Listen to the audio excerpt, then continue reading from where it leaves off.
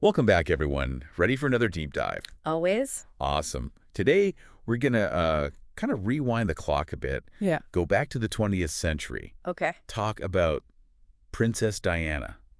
Now, I know what you're thinking, Diana. Again, we've heard it all. Right. But trust me on this one. Yeah. We've got some really cool sources. We're looking at Wikipedia, of course. Of course. But we also snagged some info from the royal family's official website. Oh, wow. So we're talking primary sources here. That's amazing. I mean, even decades later, she still fascinates people. Right. It's crazy. She was more than just royalty. She was like a global icon, Yeah. fashion icon. Trendsetter. Yeah, and she did a lot of humanitarian work, Absolutely. Push boundaries, too. for sure. Okay, so let's start with that fateful night in Paris, August 31st, 1997, the crash. Right. I mean, just the story of the crash itself, it's crazy. Yeah, it's intense. They leave the Ritz Hotel, right? Mm-hmm. But not through the main entrance. No. They go through a back door. They even send out a decoy car first Wow. to throw off the paparazzi. I mean, it's just, it highlights the pressure she was under. Oh, absolutely. Imagine everywhere you go, photographers Yeah. chasing you on motorcycles. Relentless. Like, how do you even live a normal life? You can't. It's impossible. And that's what leads to the crash, right? So they're speeding through this tunnel, the Ponte Loma underpass, Right. going way too fast. Right. They lose control, hit a white Fiat Uno, Mm-hmm. and then slam right into a pillar. Its speed was definitely a factor. Oh, yeah. At least twice the speed limit. Jeez.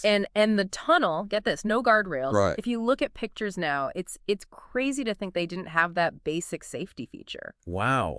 So after the crash, some of the photographers, instead of helping, they just... Kept taking pictures. Yeah. It's just, Wild. it really sparked that whole debate about how far the media should go. Right. And honestly, that's still relevant today. Oh, totally. With smartphones and everything, everyone's got a camera. Yeah, for sure. Okay, so after the crash, things get even crazier. How so? Well, all these reports start coming out. They're inaccurate, like saying they hit the pillar at over 120 miles per hour. Oh, wow. But turns out it was closer to 65. Still too fast. Oh, yeah, way too fast. But a big difference. Huge. And then there's the mystery of the white Fiat. Right. So find the driver, this guy, Levantin. But they never really confirmed if he was, like, involved or not, which, of course, fueled all those conspiracy theories. It's almost like a thriller, a real-life one. Mm-hmm. And these details, they're important. Yeah. Because they show how, even in something so tragic, something that seems straightforward, Yeah. there's layers and unanswered questions. Right. Things we may never know. It makes you wonder, like, how much of what we know about these big events is actually true? Versus, like, speculation. Right. Or just the media blowing things out of proportion. Right. Okay, let's shift gears a bit. Talk about the reaction to Diana's death. Okay. I mean, global reaction. It was unlike anything we'd ever seen. Unprecedented. Think about it. Within hours, people are leaving flowers at Buckingham Palace, and not just a few bouquets, mountains of them, a sea of flowers. It was incredible. And it wasn't just London, it was worldwide. The Yeah. world was in mourning. And the royal family, they were shaken. Of course. Even though, Charles and Diana were divorced by then. Yeah. But the Queen, she gave that rare televised address. Mm-hmm. And there's that image, of Charles waking up William and Harry before dawn to tell them the news. Heartbreaking. Yeah. And then there were these reports of, disagreements within the family about the funeral. Yeah. Charles, he wanted a public funeral, which, makes sense. But the Queen's private secretary at first wanted it to be private. Interesting. And Prince Philip, he was worried about William and Harry walking in the procession. Yeah. Thought it might be too much for them. I mean, they were so young. Yeah. It's a good reminder that, behind the public facade, the royal family, there's still a family Right. dealing with real emotions, Yeah. Tensions, grief, Absolutely. tough decisions. And all in the spotlight. Exactly. And like I said, that grief, it wasn't just in the UK. No. World leaders sending condolences. Yeah. News channels covering it 24/7. It really felt like the whole planet was mourning. It shows how Diana had become so much more than a British princess. She was a global figure. Right. And the impact, it's just incredible to think about the scale of it. Even sporting events in the UK were affected. Really? Yeah. Some people wanted the head of the Scottish Football Association to resign because they took too long to reschedule matches. Wow. It really permeated every aspect of British life. Yeah, it wasn't just a news story. It was something everyone felt personally. Definitely. And then there's the mental health aspect. Right. Studies showed a spike in suicides, self-harm, Oh, that's awful. especially among women Diana's age. It's heartbreaking to think her death had that kind of impact. Yeah. But on a completely different note, the sources mention how while retail sales and productivity took a hit, there was actually this potential boost in tourism. Really? Yeah. And memorabilia sales. It's weird, this mix of grief and economics. It is. It just shows how these major events impact society. On one hand, you have the grief, Yeah. the social impact, but then you also have the economic reality. Things like tourism, they become tied to these events. It's kind of like society trying to process things, but through two different lenses. Right. The emotional and the economic. Yeah. And it's important to remember that not everyone saw the public mourning the same way. Oh, of course not. Some people, they thought it was too much. Called it hysterical, even. Noel Gallagher, the musician. Yeah. He was pretty blunt about it. He said, the woman's dead. Shut up. Get over it. Harsh. Yeah. But it's interesting, the sources contrast that view with what cultural analysts were saying. They saw Diana's popularity as like a sign of changing times, Interesting. a shift towards a more open, emotionally expressive society. Maybe there was a generational divide in how people viewed her. Yeah, possibly. And even within the royal family, there were different ways of, coping with it all. Right. Prince Harry's talked about like feeling pressure to show emotion publicly, even though he was dealing with a personal loss. It's got to be tough grieving so publicly. Yeah. Adds another layer to the whole story. For sure. So let's move on to Diana's early life. The sources tell us she came from a pretty well-off family. Oh, yeah. Yeah, Spencer's, aristocratic. And they had close ties to the royal family. Wow. So those connections, they played a big role in her life, huh? Huge role. But even as a child, you can see these hints of, the complexity she'd face later on. Like what? Well, her parents, they were hoping for a boy to, carry on the family line. The whole heir thing. Exactly. And there's the story about her name, Diana Frances. They chose it after a week because it echoed a distant relative who could have been Princess of Wales. Wow. It's like destiny was calling. Right. It makes you think about fate and all that. Okay, but this is where things get really interesting. Diana first meets Charles when she's 16, while he's dating her older sister. Oh, wow. Awkward. Right. Can you imagine? No. So the sources, they describe their romance as this slow burn. Okay. Starting with a country weekend, then a sailing trip on the royal yacht. Fancy. And finally, an invitation to Balmoral, the Queen's Scottish estate. That's a lot of pressure, meeting the potential in-laws like that. Right.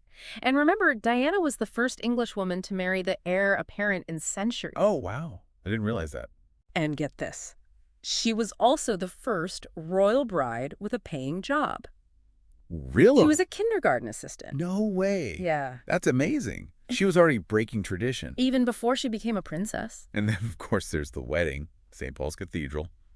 Millions watching. To fairy tale wedding. Yeah.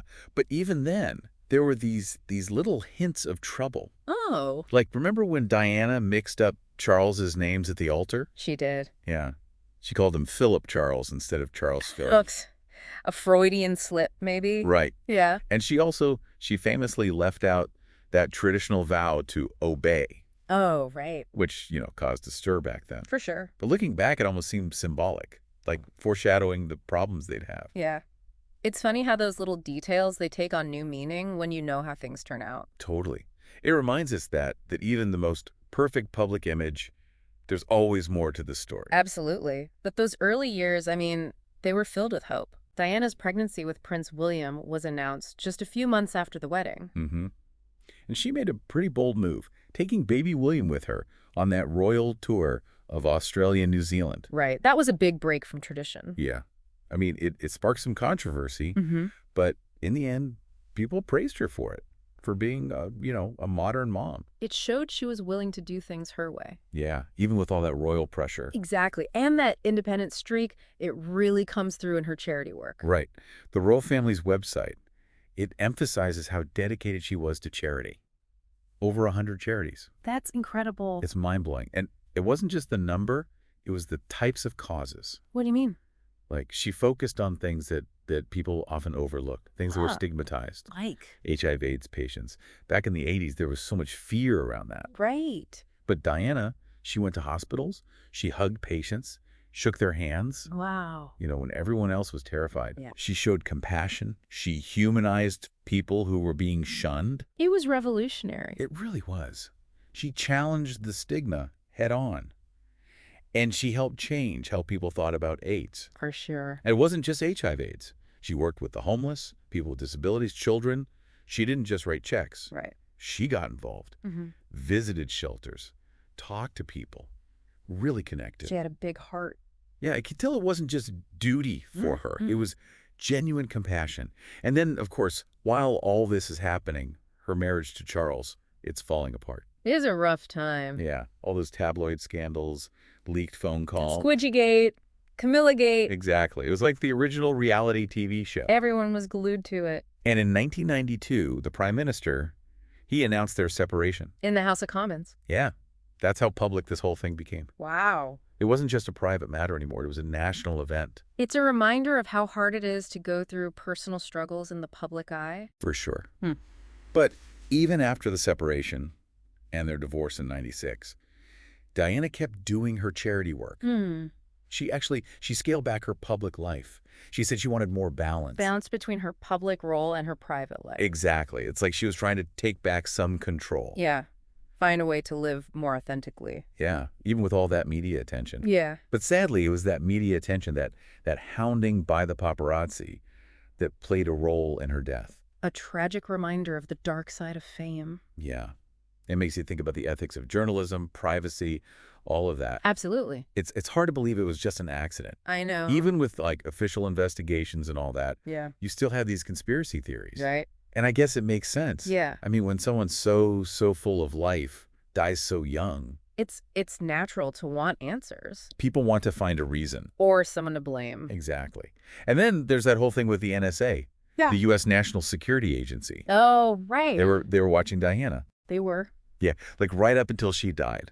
And won't release her file. Say it's top secret. Well, that just feeds the conspiracy. Doesn't it? It's like, what are they hiding? Exactly. There are just so many unanswered questions. Right. It's part of what makes her story so fascinating. Even now. Keeps people coming back for more. Totally. Okay, so Diana's legacy, it's not just about, unanswered questions and conspiracies. No, of course not. It's also about how she's remembered, how she's still celebrated. Right. All the memorials, the concerts, the auctions, people still want to connect with her. It's incredible. So beyond the icon, beyond the princess who was Diana, the person. That's the million-dollar question, isn't it? Right. The sources, they paint a picture of someone who started out kind of shy, reserved, but she became more confident, even witty. Yeah, I've read that too. People who knew her said she had this big heart, Yeah. a real warmth about her. She cared about others, and she wasn't afraid to show her emotions. She was also tough. Oh, yeah. Incredibly resilient. Think about everything she went through. The pressure, the marriage, the media. Exactly. And through it all, she never lost that empathy, that Yes. ability to connect with people. She had this passive power almost. Passive power. Yeah, like the Queen Mother. She could command attention, influence people, but without being, loud or aggressive. Right. It was more about her presence, her genuine warmth. And her willingness to be vulnerable. Right. That was a key part of her appeal. It made her relatable, even though she lived this extraordinary life. But let's be real. Her life wasn't perfect.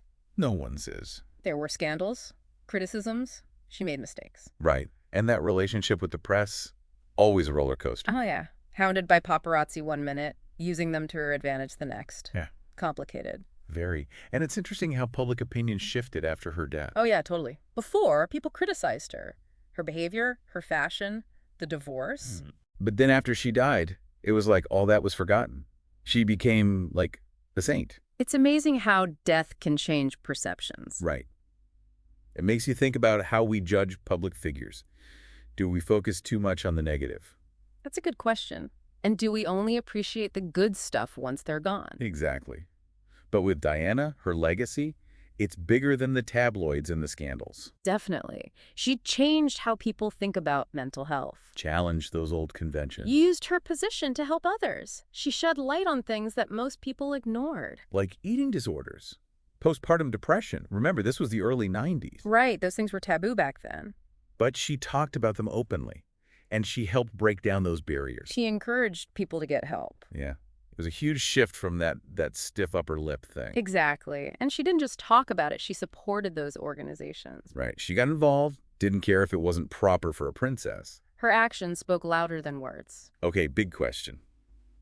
How would Diana be viewed if she were alive today? Oh, wow. That's a tough one. Times have changed so much. Right. Social media, the 24/7 news cycle, it's a whole different world. Can you imagine Diana on Twitter? Or Instagram. Right. Would she have embraced it? Use it to promote her causes? Or would it have been too much? All the negativity, the trolls. It's hard to say. But she definitely knew how to handle the media, That's for sure. even when they were trying to exploit her. So who knows? Maybe she would have thrived in today's world. Maybe. But one thing's certain, she would have continued to challenge expectations. Redefine what it means to be a royal in the 21st century. Exactly. She was never one to back down. She would have remained a powerful force, speaking up for the voiceless, a symbol of hope and compassion. And the world definitely needs more of that. Absolutely. It's amazing, isn't it, how just talking about things can make such a difference. It really is, especially when it's someone like Diana, someone with that kind of platform, you know? It shows the power of being vulnerable. Right. Like it's okay to not be okay. Exactly. Even princesses have struggles. Yeah. And asking for help, that's strength, not weakness. And that change in how we think about mental health, we're still seeing it today. Right. Oh, absolutely. I mean, look at Prince Harry. He's been so open about his own mental health. And that's huge, you know? Right. Helps to break down the stigma even more. It's like Diana's legacy is still like rippling outward. Inspiring people. Yeah. Makes you wonder though, how would things have been different for her if she had had like the support, the resources we have now? That's a really interesting question. Would she have like found comfort online, you know, connected with people? Right, like online communities? Exactly. Or would she have used social media to spread her message, you know, her advocacy? Yeah, would it have been like too much, too negative? I mean, social media can be a double-edged sword. For sure, good and bad. Right. But I think Diana, she had this way of connecting with people, really connecting. So I think she would have handled it well. Yeah. Maybe even started her own podcast. Huh. Now that would be an episode. Imagine Diana sharing her thoughts, her experiences, interviewing people, still fighting for those causes. That's a great thought. It just shows how her impact, it just keeps going. It really does. She left a mark on the world. No doubt about it. Well, there you have it. Our deep dive into the life and legacy of Diana, Princess of Wales. From the fairy tale to the tragedy and everything in between. We saw how she challenged the rules, how she embraced her vulnerability, how she used her platform to help others. And even though she's been gone for decades, her story, it still resonates, still inspires. She was more than just a princess.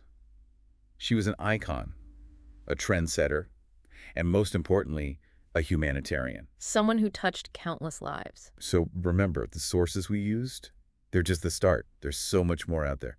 Keep exploring. Keep asking questions. Keep diving deep. And we'll see you next time.